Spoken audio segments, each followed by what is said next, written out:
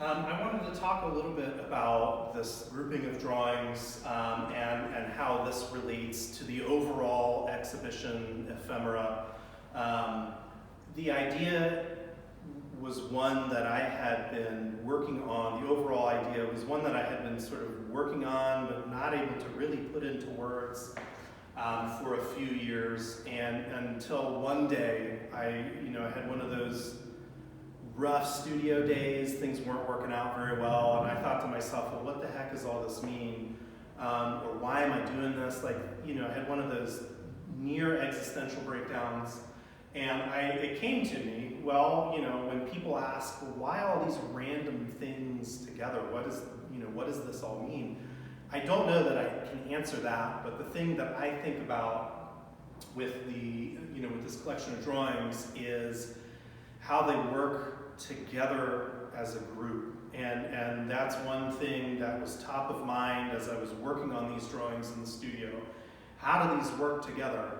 And I guess when I look at them individually, to me, they started to seem like they were a sentence. If we're talking in terms of storytelling or in terms of narrative, each drawing itself is a sentence or a statement or a collection of statements that are their own thing, but without the greater context of all of the other drawings. They're just that, they're just a sentence.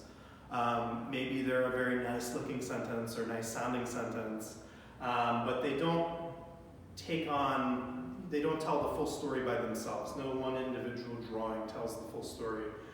When you bring them together, they start to talk, right, so to speak, as all art does in exhibitions, right? You hang a red painting next to a blue painting, and then you move that red painting and put a green painting. Those paintings look different as you move those around, and these are no different.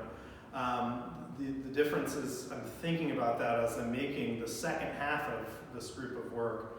How are these going to sort of talk together? What kind of conversation do they have as a whole? So if you think of a still life painting that's filled edge to edge with shapes, the composition takes that all into consideration. That painting is a full conversation. In my mind, these drawings are individual sentences, and the full conversation arrives as they are grouped together. And that conversation changes as you swap things around and move or reposition or rearrange. So you could tell a story of frogs that is different in tone, different in pace. If that frog is next to a turtle shell than it is when it's next to another drawing of a frog, for instance. So to me, the installation and arrangement of all this work was very critical in how the work is perceived as a whole.